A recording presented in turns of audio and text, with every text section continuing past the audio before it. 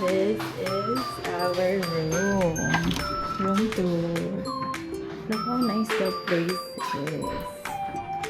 This is recommended by 𝒂𝒂𝒕𝒊𝒐𝒏. So big.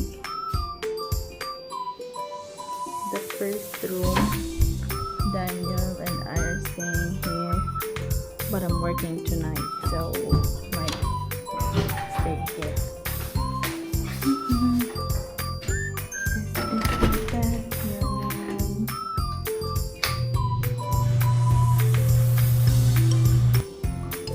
The kitchen area where we can cook. Please do not leave the dishes. So nice. I love this place. Who would have thought it's like the room of the elderly, the mom and tita. I know. Nakasabit ka pa. Wala ka namang anak na nakapasa, ate ko.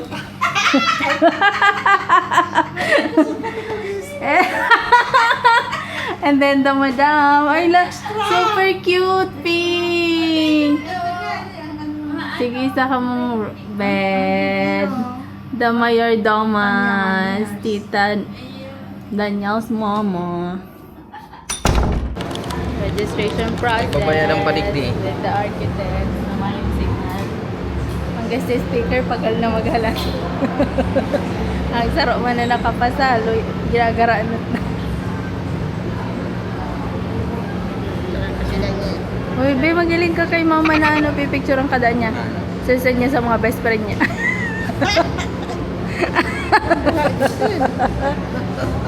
The proud parents. Seryoso. At olive.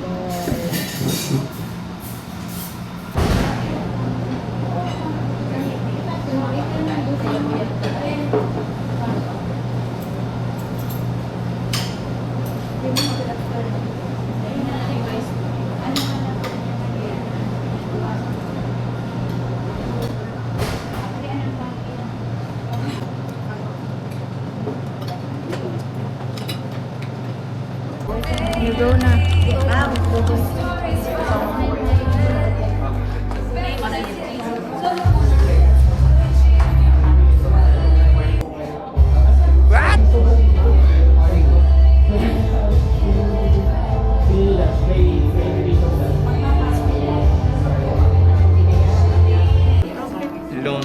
Lumio Daniel. Okay.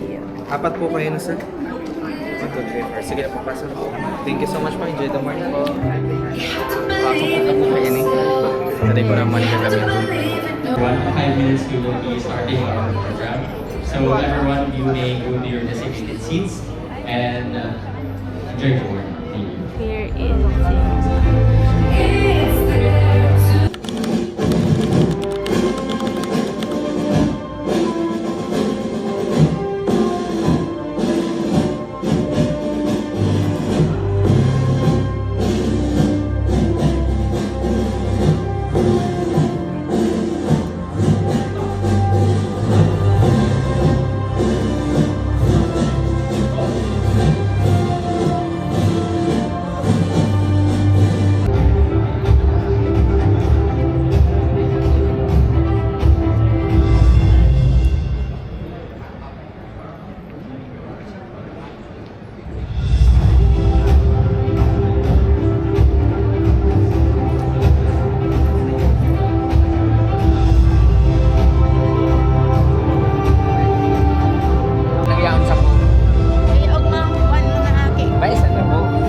para man yan sa inda.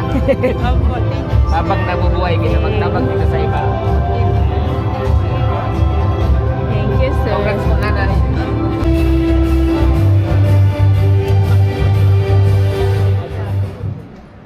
Isang mapagpala at magandang umaga po sa ating lahat. Good morning. 𝒂𝒂𝒕𝒊𝒐𝒏, good morning. I would not mention all the VIPs already because it's been mentioned earlier.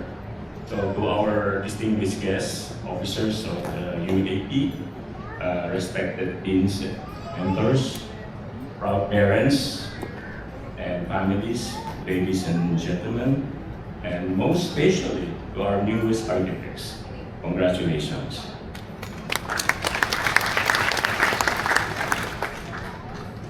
So, it is always a privilege to welcome new members into our profession. Today is different from the ceremonies that we had in Manila just a few days ago. There are thousands of new architects filled the hall, and today there are only about 49. Am I correct? 49 of you.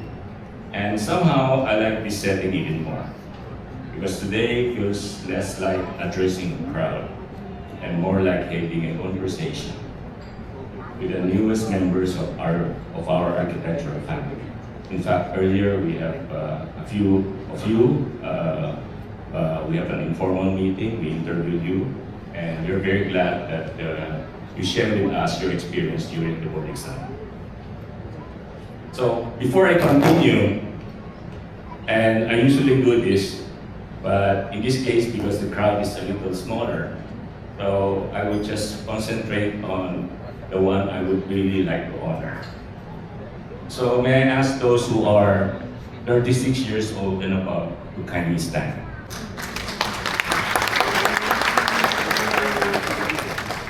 Ladies and gentlemen, your journey reminds us that dreams are never measured by age. Success does not have an expiration date.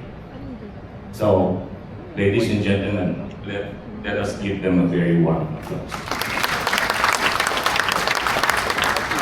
Thank you. Please be seated. Now, may I ask those who passed the architect licensure examination after more than one attempt to kindly stand.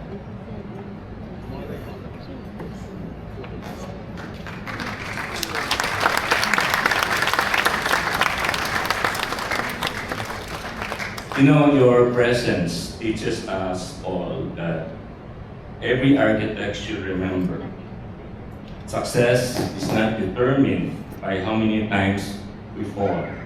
It is determined by how many times we choose to rise again. So, may we recognize them with another heartfelt round of applause. All of you are really an inspiration to us. Thank you very much, and please sit down. So, what we have just witnessed reminds us of something very important. There is no single path to becoming an architect. Some arrive early, some beses lang, pasado na. Others arrive later. Some succeed on the first attempt, others succeed because they simply refuse to quit. But today, every journey has arrived at exactly the same destination, and that is to be an architect. Since we are gathered here in the beautiful province of 𝒂𝒗, allow me to speak about something very Filipino that associates with this place, my own volcano. People travel from all over the world to admire its almost perfect dome. They see beauty, they take photographs, they marvel at its symmetry. But what they do not see is the tremendous force beneath the surface that shaped it over thousands of years. Its beauty did not happen overnight. It was formed layer by layer, eruption after eruption, year after year. And architecture is very much the same. People come to 𝒂𝒗 to admire the beauty of Mayon, but architects understand something that tourists often do not. Every beautiful form is sustained by equally remarkable structure. Beauty without strength cannot endure. And that is true not only of mountains, it is also true of people. Your license makes you an architect, but it is your character that will sustain your career. Competence will earn you projects. Integrity will earn you trust. And in our profession, trust is our most valuable foundation. People often describe Mayon as perfect because of what they see. But every architect knows that true strength is found in the foundation. In the same way, your success will never depend on how impressive your projects look, but on the integrity, competence, and most especially, your character, upon which your professional life is built.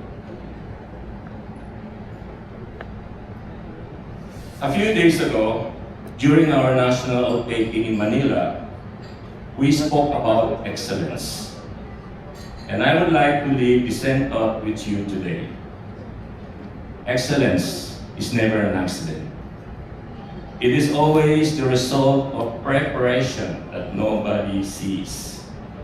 People admire beautiful buildings.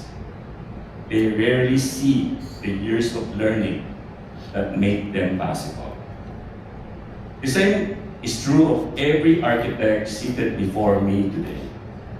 People will see the buildings you will one day design. They will see awards, recognitions, and successful projects. What they may never see are the countless hours you spend learning how to solve problems, accepting criticism from your profession, revising your drawings, and finding the courage to begin again after disappointment. Those quiet moments when no one was watching are what truly built the architect you have become. My dear architects, in a few moments, you will take your professional oath. That oath is much more than a ceremonial tradition. It is a promise to every Filipino who will one day live, work, study, heal, or grow inside the spaces you will design. One day, a child will take his first steps inside a home you design. A student may discover a lifelong passion inside the school you plan. A patient may find hope inside the hospital whose environment. Senyadan Paulo D. from the University of St. Anthony.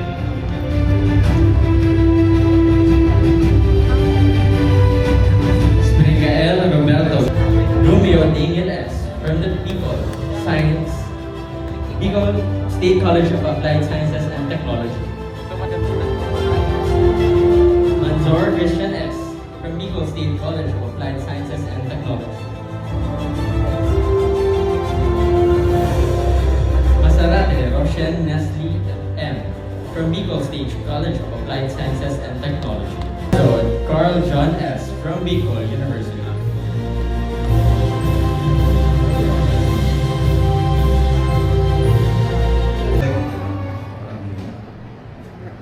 Actually, may I request one photographer out there? Because the people in the back cannot be seen. This is your once-in-a-lifetime event, di ba? Kailangan maganda yung shot. Kasi kung nandito yung angin, kung nasa likod, and society. I shall dedicate myself to the pursuit of creative endeavor towards the goal of enlightened art and science, generously sharing it. I shall respect the rights and works of my colleagues in the profession and confine my comments to constructive ends. I shall endeavor to do my duty in the protection of our common environment and the preservation of our cultural heritage for the sake of the present and the future generations. So help me God.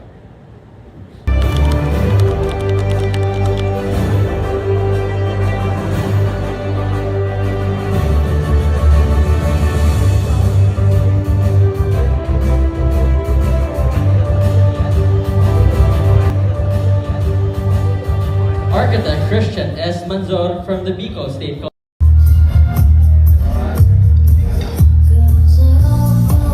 Marita, tigluwag ano sa mama mo. Naiis din na kayo.